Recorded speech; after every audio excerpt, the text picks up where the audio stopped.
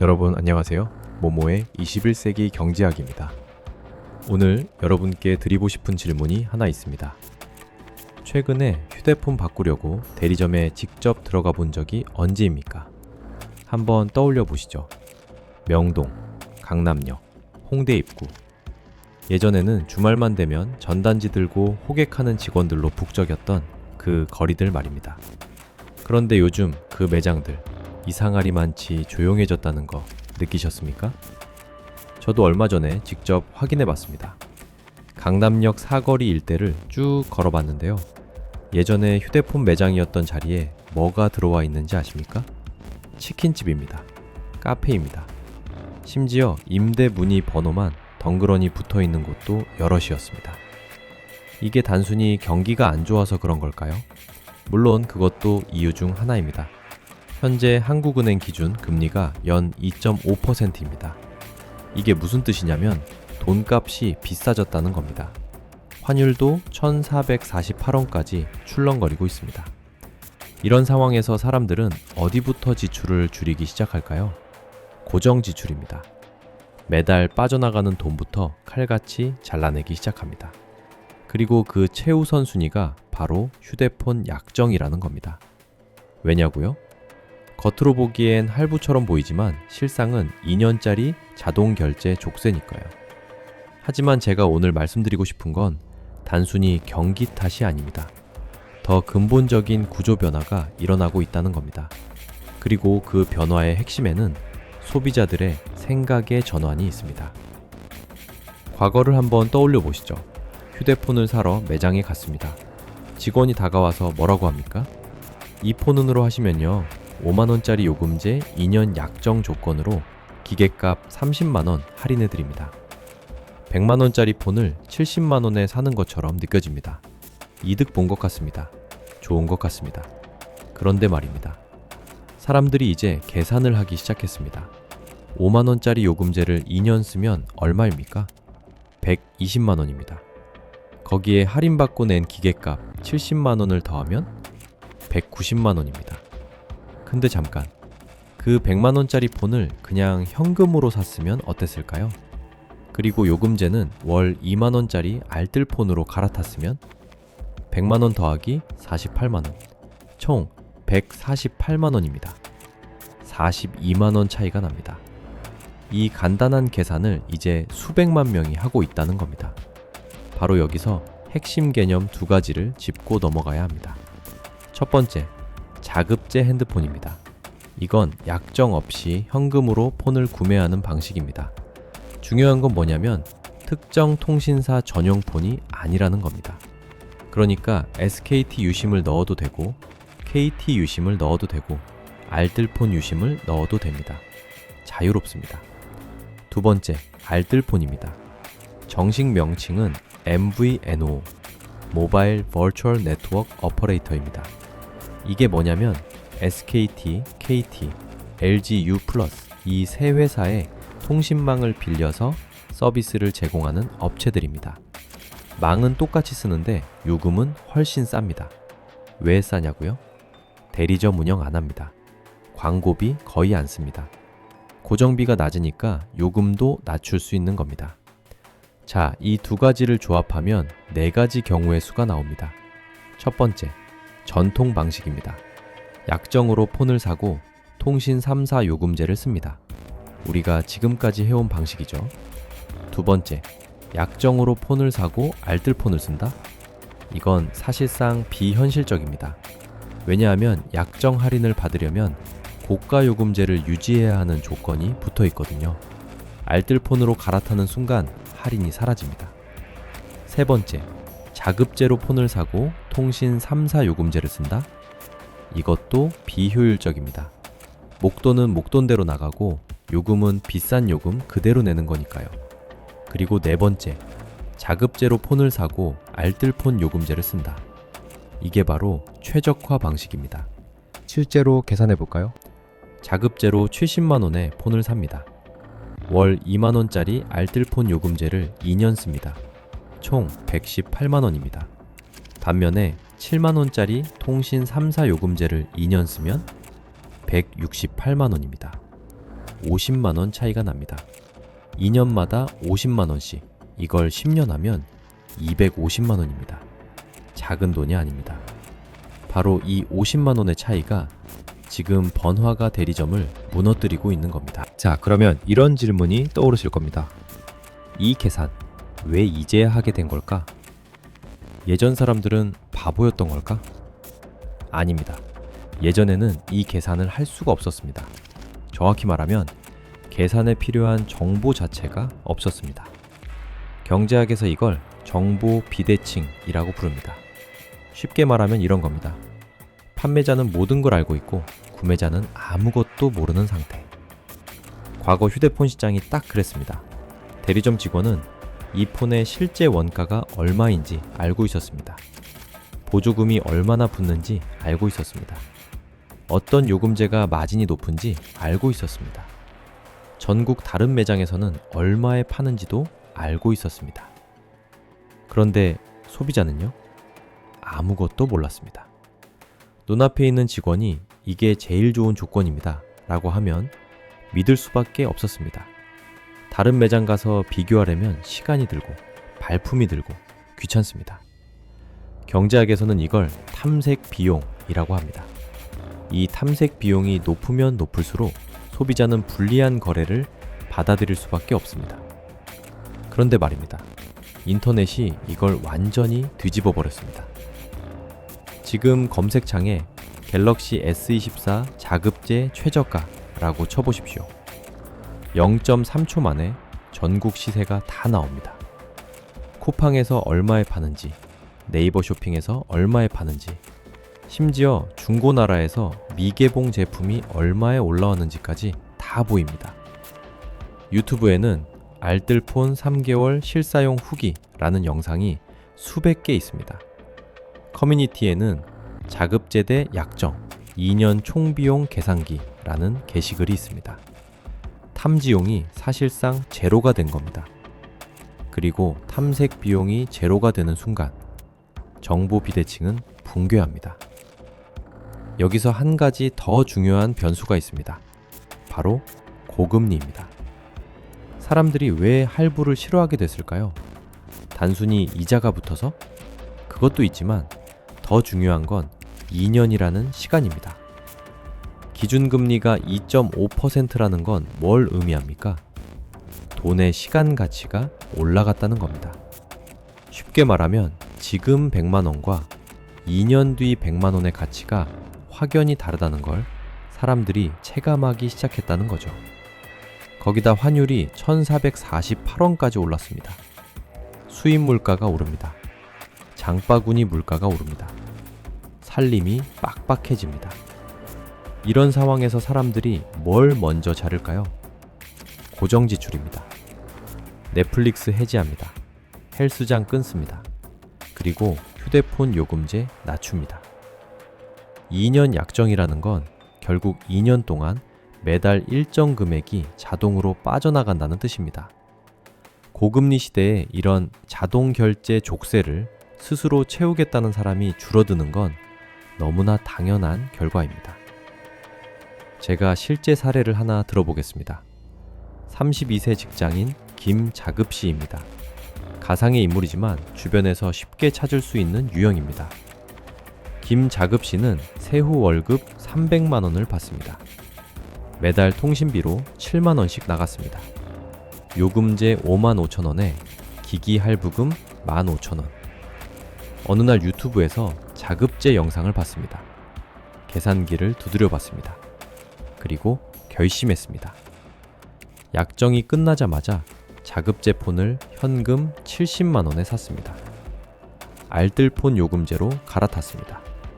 월 2만 원짜리, 데이터 15기가의 통화 무제한. 이전에 쓰던 거랑 체감상 차이가 없었습니다. 왜냐고요? 같은 망을 쓰니까요. SKT망을 빌려 쓰는 알뜰폰이었거든요. 2년이 지났습니다. 김자급 씨가 쓴 돈은 얼마입니까? 폰값 70만 원 더하기 요금 48만 원, 총 108만 원입니다.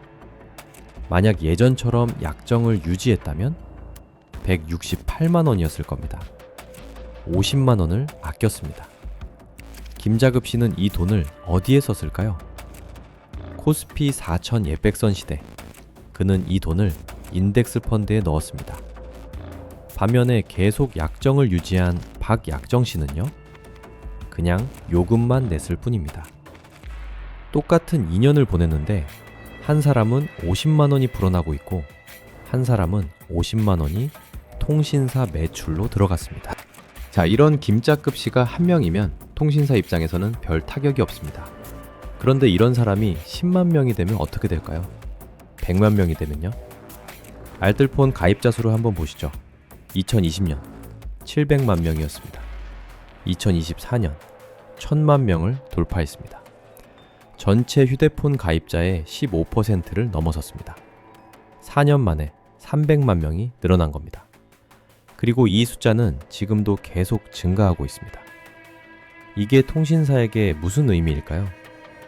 ARPU가 깎인다는 겁니다. ARPU는 Average Revenue Per User, 사용자당 평균 수익입니다. 월 7만원 내던 고객이 월 2만원 내는 고객으로 바뀌는 겁니다. 한 명당 월 5만원씩, 1년이면 60만원씩 매출이 증발합니다.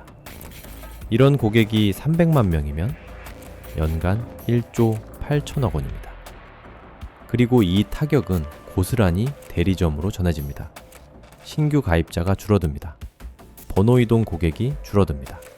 대리점은 보조금을 올려서 손님을 끌어오려 합니다. 하지만 보조금을 올리면 마진이 줄어듭니다. 월 임대료 500만 원짜리 번화가 매장에서 마진이 줄어들면 어떻게 됩니까? 버틸 수가 없습니다. 결국 폐업합니다. 그 자리에 치킨집이 들어옵니다. 카페가 들어옵니다. 혹은 아무도 안 들어와서 임대 문의 번호만 붙어 있게 됩니다. 이건 대리점이 약해진 게 아닙니다. 대리점이 설 자리 자체가 사라지는 구조적 변화가 일어난 겁니다. 자, 여기서 한 발짝 물러서서 큰 그림을 보겠습니다. 지금 일어나고 있는 일의 본질이 뭘까요? 단순히 알뜰폰이 늘어났다? 자급제가 유행이다? 아닙니다. 이건 권력의 이동입니다. 무슨 권력이냐고요? 가격 결정권입니다. 시장에서 누가 가격을 정하느냐? 이게 결국 권력입니다. 과거에는 통신사가 가격을 정했습니다. 5만원짜리 요금제입니다. 7만원짜리 요금제입니다. 이 폰은 이 요금제랑 묶어야 할인됩니다. 소비자는 선택지가 없었습니다. 3개 통신사가 있다지만 요금제 구조는 거의 비슷했습니다. 담합이라고 말하기는 어렵지만 결과적으로 가격 경쟁은 거의 없었습니다. 경제학에서 이런 시장을 과점 시장이라고 부릅니다. 소수의 기업이 시장을 지배하는 구조요. 그런데 지금은 어떻습니까? 소비자가 가격을 정합니다. 정확히 말하면 소비자가 가격을 비교하고 선택할 수 있게 됐습니다. 이 폰 쿠팡에서 68만 원이네. 네이버 쇼핑에서는 70만 원이네. 그럼 쿠팡에서 사야지. 이 알뜰폰 요금제 월 18,000원이네. 저 알뜰폰은 월 22,000원인데 데이터가 5기가 더 많네. 나는 데이터를 많이 쓰니까 저걸로 해야겠다. 이런 비교가 가능해진 겁니다. 그리고 비교가 가능해지는 순간 가격 결정권은 판매자에서 구매자로 넘어옵니다. 이 변화를 가속시킨 게 바로 온라인 쇼핑몰입니다. 쿠팡, 네이버 쇼핑, 11번가. 이 플랫폼들이 자급제 폰을 팔기 시작했습니다. 오프라인 대리점과 뭐가 다를까요? 고정비가 없습니다. 대리점은 임대료를 내야 합니다. 인건비를 내야 합니다. 전기세, 인테리어 비용, 간판 비용, 이런 고정비가 결국 소비자 가격에 반영됩니다. 그런데 온라인 쇼핑몰은요? 물류 창고 하나면 됩니다. 직원도 훨씬 적게 듭니다. 그러니까 같은 폰을 팔아도 오프라인보다 5만원, 10만원 더 싸게 팔 수 있는 겁니다. 소비자 입장에서는 당연히 온라인으로 가겠죠. 여기서 재미있는 경제학 개념이 하나 있습니다. 중개인의 소멸. 영어로는 disintermediation 이라고 합니다. 중간에서 마진을 먹던 중개인이 사라지는 현상입니다. 과거에는 제조사에서 대리점으로, 대리점에서 소비자로 물건이 흘러갔습니다. 대리점은 중간에서 마진을 먹었습니다. 그런데 이제는 제조사에서 온라인 쇼핑몰로, 온라인 쇼핑몰에서 소비자로 직접 연결됩니다. 중간 단계가 하나 사라진 겁니다. 그리고 그 사라진 중간 단계의 마진이 고스란히 소비자 가격 인하로 이어집니다. 대리점이 설 자리가 사라진다는 게 바로 이런 의미입니다. 알뜰폰 시장도 마찬가지입니다. SKT, KT, LG U+, 이 세 회사가 왜 비쌀까요? 물론 망을 깔고 유지하는 비용이 있습니다. 기지국 세우고 광 케이블 묻고 기술 인력 고용하고 이건 진짜 비용입니다. 하지만 그게 전부가 아닙니다. 대리점 운영 비용이 있습니다. 전국에 수천 개의 대리점을 운영하려면 엄청난 돈이 듭니다. 광고비가 있습니다. TV 광고, 지하철 광고, 유튜브 광고, 연간 수천억 원을 광고에 씁니다. 그리고 보조금이 있습니다. 고객 유치를 위해 폰값을 깎아주는 그 돈, 결국 어디서 나옵니까? 요금제 가격에 녹아있는 겁니다. 알뜰폰은 이런 비용이 거의 없습니다. 망은 통신 3사 거를 빌려 씁니다. 빌려 쓰는 대가로 돈을 내긴 하지만 직접 망을 까는 것보다는 훨씬 쌉니다. 대리점? 거의 없습니다. 대부분 온라인으로 가입받습니다. 광고? 거의 안 합니다. 입소문이랑 유튜브 리뷰로 퍼집니다. 그러니까 같은 통화 품질, 같은 데이터 속도를 제공하면서도 가격은 3분의 1로 낮출 수 있는 겁니다. 소비자 입장에서는 안 갈아탈 이유가 없죠. 여기서 한 가지 의문이 드실 수 있습니다. 그래도 알뜰폰은 품질이 떨어지지 않나요? 느리지 않나요? 과거에는 그랬습니다. 초창기 알뜰폰은 실제로 속도 제한이 있었습니다. 통신 3사 망을 빌려 쓰긴 하지만 우선순위에서 밀렸습니다. 트래픽이 몰리는 시간대에는 체감 속도가 확 떨어졌습니다. 그래서 사람들이 꺼렸습니다. 싼 게 비지떡이다 라는 인식이 있었죠. 그런데 지금은 다릅니다. 규제가 바뀌었습니다. 알뜰폰도 통신 3사와 거의 동등한 속도를 보장받게 됐습니다. 물론 아주 미세한 차이는 있을 수 있습니다. 하지만 일상적인 사용에서 체감할 수 있는 수준은 아닙니다. 유튜브 보는데 버퍼링 걸립니까? 안 걸립니다. 카카오톡 보내는데 지연됩니까? 안 됩니다. 지도 앱 켜는데 느립니까? 안 느립니다. 자급제 폰도 마찬가지입니다. 예전에는 자급제로 사면 AS가 안 되는 거 아니야? 라는 걱정이 있었습니다. 하지만 지금은 삼성이든 애플이든 공식 서비스 센터에서 똑같이 AS 받습니다. 약정으로 샀든 자급제로 샀든 상관없습니다. 그냥 제품 들고 가면 됩니다. 비유를 하나 들어보겠습니다. 통신사가 고속도로 톨게이트였다면 자급제와 알뜰폰은 두 개의 무료 우회도로를 만든 겁니다. 처음에는 우회도로가 비포장이었습니다. 울퉁불퉁했습니다. 그래서 사람들이 안 갔습니다. 그런데 지금은 포장이 다 됐습니다. 톨게이트 도로랑 품질이 똑같습니다. 그러면 당연히 무료 도로로 가겠죠. 차들이 우회도로로 빠지니까 톨게이트 수익이 줄어듭니다. 그리고 톨게이트 옆에서 간식 팔던 휴게소, 그러니까 대리점들은 손님이 끊기게 됩니다. 지금 번화가 대리점에서 일어나고 있는 일이 정확히 이겁니다. 그런데 말입니다. 이게 끝이 아닙니다. 통신 3사가 진짜 무서워하는 건 자급제도 아니고 알뜰폰도 아닙니다. 진짜 공포는 하늘에서 내려오고 있습니다. 자, 이제 진짜 이야기를 해보겠습니다. 통신 3사가 밤잠을 설치게 만드는 존재가 있습니다. 자급제요? 대응할 수 있습니다. 알뜰폰이요? 어차피 망 사용료 받으니까 완전히 손해는 아닙니다. 하지만 이건 다릅니다. 게임의 규칙 자체를 바꿔버리는 존재입니다. 일론 머스크의 스타링크입니다. 스타링크가 뭐냐고요? 위성 인터넷 서비스입니다. 지구 저궤도에 수천 개의 소형 위성을 띄워서 전 세계 어디서든 인터넷에 접속할 수 있게 만드는 프로젝트입니다.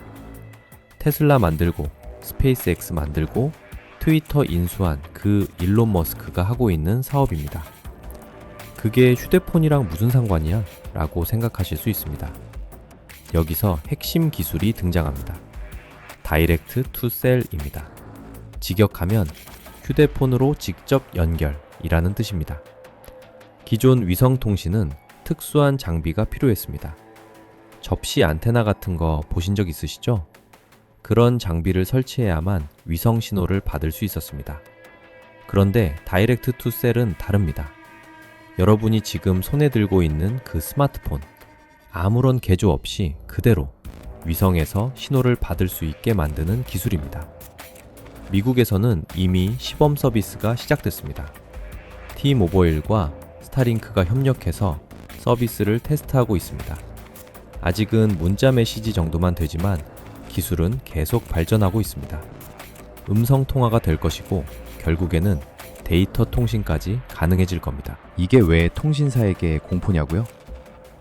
통신사의 가장 큰 무기가 뭔지 생각해 보십시오.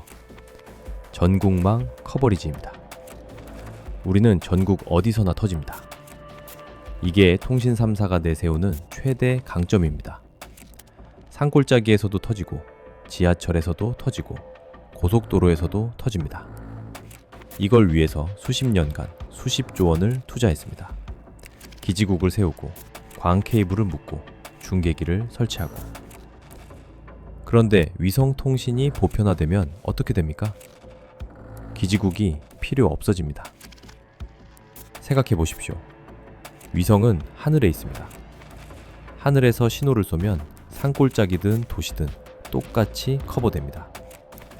통신 3사가 수십 년간 쌓아온 인프라 우위가 한순간에 무력화되는 겁니다. 마치 철도 회사가 수십 년간 철로를 깔았는데 어느 날 갑자기 하늘에 고속도로가 생긴 것과 같습니다. 지금까지 통신 시장에서 경쟁이 제한적이었던 이유가 뭘까요? 진입 장벽이 너무 높았기 때문입니다. 새로운 통신사를 만들려면 전국에 기지국을 깔아야 합니다. 수조 원이 듭니다. 시간도 수년이 걸립니다. 그래서 아무나 못 들어왔습니다. SKT, KT, LGU+, 세 회사가 과점 체제를 유지할 수 있었던 이유입니다. 그런데 스타링크는요? 기지국을 깔 필요가 없습니다. 이미 위성이 하늘에 떠 있습니다. 한국 시장에 진출하려면 그냥 서비스를 개시하면 됩니다. 물론 규제 문제가 있습니다. 주파수 허가를 받아야 합니다. 하지만 기술적 진입 장벽은 이미 사라진 거나 다름없습니다. 더 무서운 시나리오가 있습니다. 만약 스타리링크가 한국 통신사를 거치지 않고 직접 서비스를 판매한다면요? 지금 알뜰폰은 통신 3사의 망을 빌렸습니다. 빌려 쓰는 대가로 망 사용료를 냅니다. 그러니까 알뜰폰이 아무리 성장해도 통신 3사는 망 사용료라도 받습니다. 완전히 손해는 아닌 거죠. 하지만 스타링크는 다릅니다. 자기 망이 있습니다. 하늘에 떠있는 위성이 곧 망입니다. 한국 통신사 망을 빌릴 필요가 없습니다. 직접 소비자에게 서비스를 팔 수 있습니다. 그러면 통신 3사에게 떨어지는 돈은 제로입니다. 물론 아직은 시기상조입니다. 위성 통신에는 아직 한계가 있습니다. 실내에서는 신호가 약합니다. 건물이 밀집한 도심에서는 음영 지역이 생길 수 있습니다. 지연 시간, 그러니까 레이턴시 문제도 있습니다. 게임을 하거나 실시간 영상 통화를 할 때는 아직 기지국 기반 통신이 유리합니다. 통신 3사도 이런 약점을 부각하며 방어하고 있습니다. 위성 통신은 아직 멀었다. 품질이 안 된다. 우리 기지국망이 더 좋다. 맞는 말입니다. 지금 당장은요. 하지만 기술은 계속 발전합니다. 스페이스X는 매달 수십 대의 위성을 추가로 쏘아 올리고 있습니다. 위성 수가 늘어날수록 커버리지는 좋아지고 속도는 빨라지고 지연 시간은 줄어듭니다. 5년 뒤, 10년 뒤에도 지금과 같은 한계가 있을까요? 저는 아니라고 봅니다. 비유를 하나 더 들어보겠습니다. 1990년대 후반 디지털 카메라가 처음 나왔을 때를 기억하십니까? 코닥이라는 회사가 있었습니다. 필름 카메라의 절대 강자였습니다. 디지털 카메라가 처음 나왔을 때 코닥은 비웃었습니다. 화질이 엉망이야. 필름 카메라를 절대 못 따라와. 맞는 말이었습니다. 당시 디지털 카메라는 정말 화질이 안 좋았습니다. 그런데 10년 뒤에 어떻게 됐습니까? 코닥은 파산했습니다. 디지털 카메라 기술이 기하급수적으로 발전해서 필름 카메라를 완전히 대체해버렸기 때문입니다. 코닥이 틀린 게 아닙니다. 코닥은 지금만 봤습니다. 미래를 보지 못했습니다. 지금 통신 3사가 위성 통신을 깎아내리는 모습이 저는 그때 코닥이 디지털 카메라를 비웃던 모습과 겹쳐 보입니다. 물론 통신 3사가 코닥처럼 망할 거라는 얘기는 아닙니다. 규모도 다르고 상황도 다릅니다. 하지만 변화의 방향은 분명합니다. 매장 축소, 보조금 전쟁, 그리고 위성 통신. 이 세 가지 변수가 통신 산업의 구조 자체를 바꾸게 될 겁니다. 대리점은 계속 줄어들 것이고, 요금제 가격은 계속 내려갈 것이고, 그리고 언젠가는 기지국 자체가 필요 없는 시대가 올 수도 있습니다. 여러분은 이 변화에 어떻게 대응하시겠습니까? 자, 이제 정리해 보겠습니다. 오늘 저희가 함께 살펴본 내용을 한번 되짚어 보시죠. 번화가 대리점이 왜 텅 비었는지, 자급제와 알뜰폰이 어떻게 통신 시장을 뒤흔들고 있는지, 정보 비대칭의 붕괴가 소비자에게 어떤 권력을 쥐어줬는지, 그리고 하늘에서 스타링크라는 공포가 내려오고 있다는 것까지. 이 모든 변화의 중심에 서 있는 건 바로 여러분입니다. 소비자입니다. 지금 이 순간에도 누군가의 휴대폰에서는 약정 완료 문자가 울리고 있을 겁니다. 고객님의 약정이 만료되었습니다. 재약정 시 추가 혜택을 드립니다. 이 문자를 받은 순간 여러분 앞에는 갈림길이 생깁니다. 어떤 길을 선택하느냐에 따라 앞으로 2년간의 지출이 수십만 원 차이가 납니다. 제가 세 가지 선택지를 정리해 드리겠습니다. 첫 번째 선택지, 다시 약정을 맺는 겁니다. 솔직히 말씀드리면 이게 가장 편합니다. 매장에 가서 직원한테 맡기면 됩니다. 새 폰 받고 요금제 그대로 유지하고 매달 자동 결제되는 거 보면서 살면 됩니다. 비교할 필요 없습니다. 검색할 필요 없습니다. 유심 갈아 끼울 필요 없습니다. 하지만 대가가 있습니다. 2년간 168만 원 정도가 나갑니다. 요금제에 따라 더 나갈 수도 있습니다. 그리고 2년 동안 다른 선택지가 생겨도 갈아탈 수 없습니다. 위약금이 있으니까요. 이건 말 그대로 족쇄입니다. 편한 족쇄이긴 하지만 족쇄는 족쇄입니다. 이 선택이 맞는 분들이 있습니다. 시간이 돈보다 귀한 분들입니다. 연봉이 높아서 몇십만 원 아끼려고 시간 쓰는 게 비효율적인 분들, 또는 디지털 기기 만지는 게 너무 어렵고 귀찮은 분들, 이런 분들에게는 약정이 오히려 합리적인 선택일 수 있습니다. 두 번째 선택지, 자급제와 알뜰폰 조합입니다. 앞에서 계속 말씀드린 그 방식입니다. 자급제로 폰을 현금 구매하고 알뜰폰 요금제로 갈아탑니다. 초기에 목돈이 좀 들어갑니다. 70만원, 100만원. 폰 가격에 따라 다르겠죠? 하지만 2년 뒤에 계산해보면 50만원 가까이 아낍니다. 그리고 무엇보다 자유가 생깁니다. 약정이 없으니까요. 내년에 더 좋은 요금제가 나오면 바로 갈아탈 수 있습니다. 더 좋은 폰이 나오면 언제든 바꿀 수 있습니다. 아무한테도 위약금 낼 필요 없습니다. 물론 품이 듭니다. 어떤 자급제 폰을 살지 비교해야 합니다. 어떤 알뜰폰 요금제가 나한테 맞는지 찾아봐야 합니다. 유심 갈아 끼우는 법도 알아야 합니다. 처음에는 좀 귀찮습니다. 하지만 한번 해보면 별거 아닙니다. 유튜브에 알뜰폰 개통 방법이라고 치면 친절한 영상이 수십 개 나옵니다. 이 선택이 맞는 분들이 있습니다. 지출 최적화에 관심 많은 2030 세대입니다. 고정비 줄이려고 노력하는 자영업자분들입니다. 50만 원이 작은 돈이 아니라고 생각하는 분들입니다. 그리고 약정이라는 단어 자체가 싫은 분들입니다. 세 번째 선택지, 스타링크 대기형입니다. 이건 좀 특이한 전략입니다. 일단 자급제로 갑니다. 알뜰폰 요금제로 갈아탑니다. 여기까지는 두 번째 선택지와 같습니다. 그런데 여기서 한 가지를 더합니다. 스타링크 동향을 계속 주시합니다. 앞에서 말씀드렸듯이 스타링크의 다이렉트 투 셀 기술은 계속 발전하고 있습니다. 미국에서 시범 서비스가 시작됐고 유럽과 아시아로 확대될 예정입니다. 한국에 언제 들어올지는 아직 모릅니다. 규제 이슈도 있고 통신사들의 반발도 있을 겁니다. 하지만 결국에는 들어올 겁니다. 기술의 흐름을 정책이 영원히 막을 수는 없으니까요. 그때가 되면 선택지가 하나 더 생깁니다. 한국 통신사를 완전히 건너뛰고 스타링크 요금제를 쓰는 겁니다.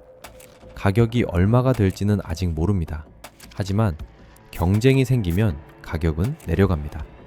이건 경제학의 기본 원리입니다. 이 선택이 맞는 분들이 있습니다. IT 신기술에 민감한 얼리 어답터입니다. 테슬라 주식 가지고 계신 분들입니다. 일론 머스크 트위터 팔로우하고 계신 분들입니다. 변화의 최전선에 서고 싶은 분들입니다. 자, 여기서 한 가지 질문을 던져보겠습니다. 살아남는 대리점은 어떤 모습일까요? 저는 이렇게 봅니다. 단순히 폰을 파는 곳은 사라질 겁니다. 왜냐하면 폰은 온라인에서 더 싸게 살 수 있으니까요. 대리점이 살아남으려면 온라인이 줄 수 없는 것을 제공해야 합니다. 예를 들면 서비스 허브가 될 수 있습니다. 폰을 사면 끝이 아니라 데이터를 옮겨주고 설정을 도와주고 액세서리를 추천해주고 문제가 생기면 상담해주는 공간.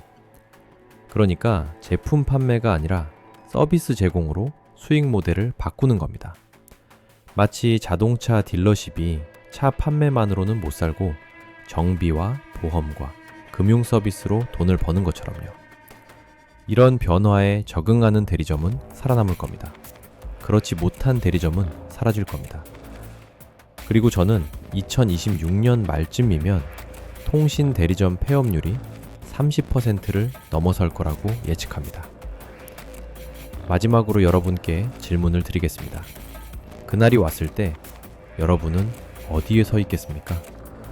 여전히 168만 원을 쓰면서 약정 족수에 갇혀 있을 것입니까? 아니면 50만 원을 아껴서 미래에 투자하는 사람이 될 것입니까? 정답은 없습니다. 여러분의 상황에 따라 최선의 선택이 다릅니다. 하지만 한 가지는 분명합니다. 선택하려면 알아야 합니다. 비교해야 합니다. 계산해야 합니다.